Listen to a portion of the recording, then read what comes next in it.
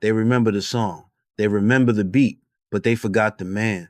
Long before the headline spoke of a sudden death, there was a voice that once echoed across every radio, every school hallway, every city block. A voice that did not glorify violence, but warned about it.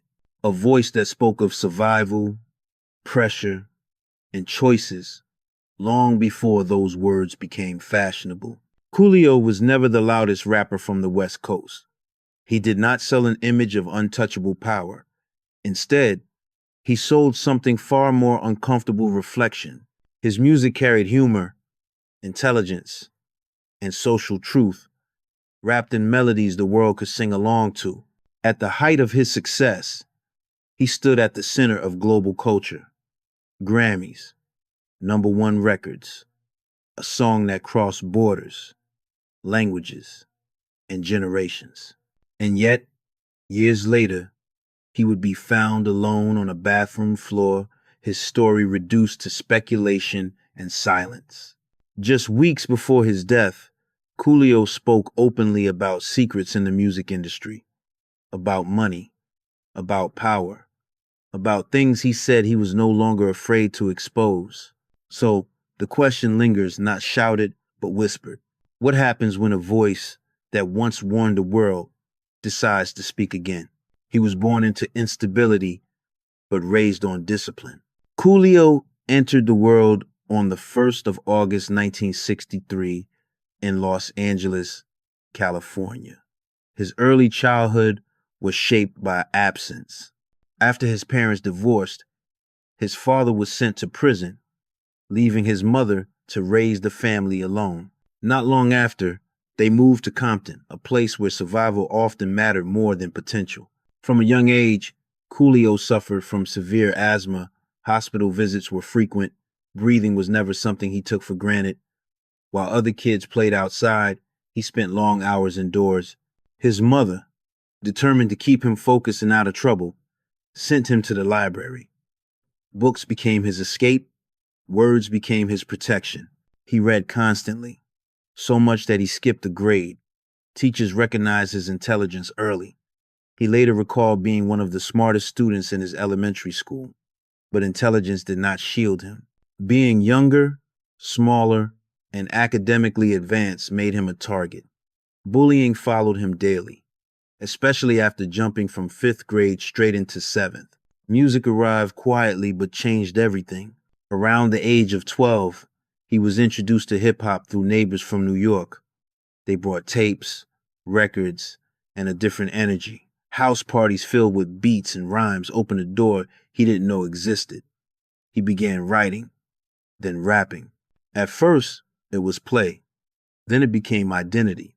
His original rap name was Boo Daddy, taken from a childhood nickname his family used. But one joke changed that. While messing around with friends, someone compared him to Spanish singer Julio Iglesias. The name stuck. Eventually, it shortened to Coolio. As his home life deteriorated, the streets pulled harder. After his mother lost her job and began drinking heavily, structure disappeared. The bullying intensified. For protection, he joined a gang. What began as self-defense quickly turned into survival crimes, armed robberies for food and money. At one point, he took the blame for a crime committed by a friend and spent 10 months in juvenile detention. Then came the moments that changed him forever. He witnessed his first murder in a school bathroom. Later, he saw a second, a brutal beating carried out with a hammer. He became physically ill watching it. That was when he walked away from gang life. But escape did not mean safety. Crack cocaine flooded the community. His mother became addicted. Soon after, so did he. What started as marijuana mixed with cocaine turned into full addiction. He later said the first time he smoked crack alone, he was hooked instantly. The turning point came unexpectedly. One argument, one crack pipe, one realization that his life had narrowed to nothing. To survive, he left. Sent by his mother, he moved to Northern California to live with his father, newly released from prison. There, away from easy access to drugs, He enrolled in community college. He became a volunteer firefighter through a program designed to help recovering addicts. He worked airport security. He rebuilt himself quietly. And in that quiet, music returned not as fantasy, but as purpose. Success did not arrive suddenly. It arrived after humiliation. Before the world knew his name, Coolio stood in welfare lines. Fans recognized him there, cashing government checks while trying to feed 3 children. The industry had seen his face, but it had not opened its doors. Even when those around him were rising, he was left behind. When WC and the mod circle connected with Ice Cube's camp, Coolio asked for nothing more than a chance to go on tour, even as a bag carrier. The answer was no. There was no room. That rejection stayed with him. It sharpened him. Everything changed when he met manager Paul Stewart. Stewart had a reputation for spotting raw talent and had already helped artists like Warren G. and Montel Jordan secure major deals.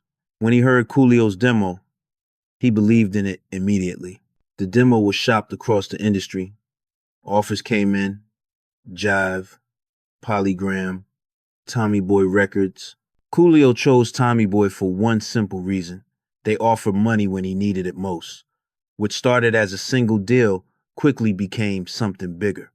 In the studio, Coolio worked relentlessly, song after song. No shortcuts, no waiting for inspiration. The label noticed. The single deal became a full album contract. On the 8th of March, 1994, he released Fantastic Voyage. The response was immediate. The song climbed to number 3 on the Billboard Hot 100 and number 2 on the Hot Rap Songs chart. It went platinum, selling over 1 million copies. MTV played the video in heavy rotation. The sound was familiar yet fresh, sampling the legendary R&B group Lakeside. But Coolio's energy made it feel new, fun, carefree, accessible. The industry took notice. His debut album, It Takes a Thief, followed soon after, reaching number 8 on the Billboard 200 and earning platinum certification. Songs like I Remember and Sticky Fingers expanded his reach, landing placements on major film soundtracks. He was no longer fighting for entry. He was inside. Then came 1995. Gangsta's Paradise was not just a hit, it was a cultural moment, built on a sample from Stevie Wonder's Pastime Paradise. The song carried weight, depth, reflection. After initial resistance, Stevie Wonder allowed the sample on one condition: the removal of profanity. Coolio agreed. The result was historic. Released on the 5th of August, 1995, the song went number 1 in the United States, the United Kingdom, and across Europe, Australia, and New Zealand. 6 million copies sold. The Dangerous Minds soundtrack went triple platinum. At the Grammy Awards, Coolio won Best Rap Solo Performance, defeating Biggie, Tupac, Dr. Dre, and others. The video, featuring Michelle Pfeiffer face-to-face with Coolio, became iconic. It wasn't flashy. It was confrontational, honest. At that moment, Coolio was everywhere. On radios, on television, on movie soundtracks, on the world stage. He had reached the peak. And peaks, as history often shows, are where the fall quietly begins. When the spotlight moved on, it did not dim slowly. It shut off. After the unprecedented success of Gangsta's Paradise, expectations became a weight rather than a gift. For a moment, Coolio was everywhere, touring, nonstop, recording, appearing on soundtracks, television, and films. But momentum in the music industry is fragile. What comes fast can disappear even faster. In 1997, Coolio released his 3rd studio album, My Soul. Commercially, it was not a disaster. The album went gold. The single See You When You Get There reached number 12 on the Billboard Hot 100 and received consistent airplay. By most standards, it was a solid release. To his label, it was a failure. Tommy Boy Records expected another global phenomenon. When that didn't happen, they walked away. Coolio later spoke openly about what he believed happened behind the scenes.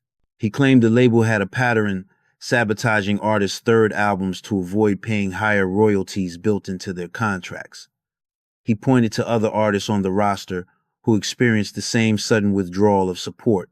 Whether coincidence or design, the result was the same. He was dropped.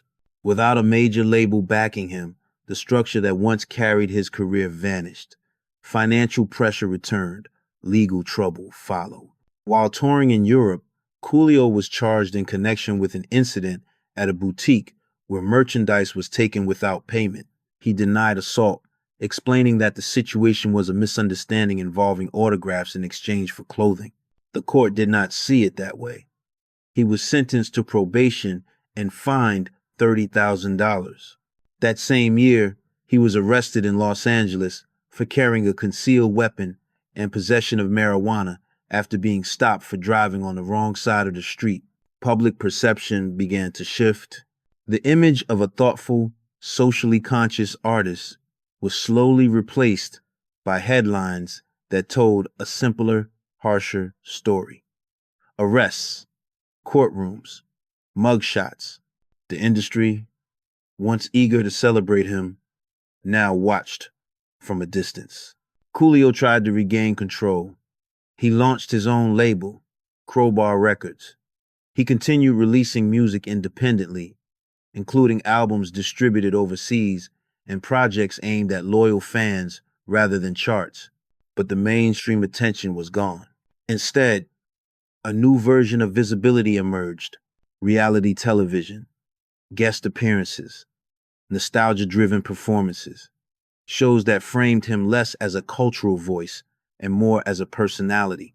A man once known for warning the world about the dangers of the streets was now introduced as entertainment. There were more arrests in later years, a possession charge at an airport, domestic allegations that were ultimately dropped. Each incident chipped away at the legacy the music had built. And yet, he never stopped working. He kept recording, kept touring, kept speaking. But the distance between who he had been and how he was now seen grew wider every year. By the time the world remembered his voice again, it would be under circumstances no one expected. In America, fame is often mistaken for protection. Coolio learned the difference. To many listeners around the world, Coolio was frozen in time, forever associated with a single song that defined the mid-1990 seconds. But inside the United States, his story carried a deeper meaning. He represented a generation of black artists who entered the industry with talent and left it with scars. By the late 2010 seconds, Coolio had begun speaking more openly. Interviews became less nostalgic and more reflective. He talked about money that never reached artists, about streaming platforms that generated billions while creators struggled, about contracts designed to confuse, exhaust, and silence. He was not vague. Coolio said powerful people in the entertainment industry had approached him with offers that made him uncomfortable. He spoke about being asked to compromise values, to look the other way, to stay quiet. And for the first time in years, he made it clear he was done staying silent. In one interview just weeks before his death, he said something that unsettled listeners. He acknowledged the risk of speaking out. He said he had children. He admitted fear not for himself, but for what might happen if he went too far. And then he added a sentence that would later circulate widely online. If something happens to me, he said, then everything I was talking about was true. Outside the U.S., fans viewed these comments with caution. Some dismissed them as frustration from a veteran artist navigating a changed industry. Others saw them as a familiar pattern. Voices that challenge powerful systems often fade quietly. Within America, particularly among black artists and independent creators, his words landed differently. They echoed long-standing conversations about ownership, exploitation, and the cost of resistance. Coolio was no longer speaking as a superstar. He was speaking as a survivor. He began calling for unity, encouraging artists to come together, to question streaming models, to demand transparency. It was not a loud movement, it was a warning. And then, without resolution, the voice stopped. The industry moved on quickly. Social media mourned. Headlines summarized. But the questions he raised remained unanswered. In a country built on freedom of speech, Coolio's final message was not a demand. It was a reminder. Truth, once spoken, does not disappear just because the speaker does. On the 28th of September, 2022, the voice went quiet. Coolio was visiting a friend in Los Angeles when he went into the bathroom and did not return. When the door was finally opened, he was found lying on the floor. Paramedics arrived, but it was already too late. He was pronounced dead at the scene. There were no drugs found, no paraphernalia. Authorities suggested cardiac arrest. Those close to him pointed to a lifetime of severe asthma, a condition that had sent him to hospitals repeatedly as a child and followed him onto stages as an adult. He often carried inhalers. Sometimes he needed them mid-performance. The official explanation was brief, clean, final. But timing has a way of complicating silence. Just weeks earlier, Coolio had been speaking openly about power, about money, about artists being exploited by systems too large to challenge alone. He talked about streaming platforms and missing royalties, about being approached by people who wanted him quiet. He never named names. He never made accusations without context. He simply spoke. Some believe that is all it takes to become inconvenient. Others see only coincidence, a body worn down by years of stress, illness, and survival. The truth may never be fully known, and this story does not ask the viewer to choose a side. It asks something simpler, to remember who he was beyond the theories. Coolio was a reader, a thinker, a survivor, a man who escaped addiction, raised children, and gave the world music that still carries weight decades later. He sold over 27 million records. He appeared in dozens of films and television shows. He won awards that once placed him at the center of global culture. But numbers are not his legacy. His legacy lives in the honesty of his words, in the fact that his most famous song was not about glorifying power, but questioning it, in the way he warned young listeners about choices before the consequences arrived. He leaves behind 10 children, 5 grandchildren, and a catalog that continues to speak even now. Some stories end without closure, but dignity does not need applause. If this story made you pause, if it reminded you of someone whose voice mattered, share your thoughts below. We read every comment. And if you believe stories like this deserve to be told with care, consider subscribing. Because silence is easy. Remembering takes effort.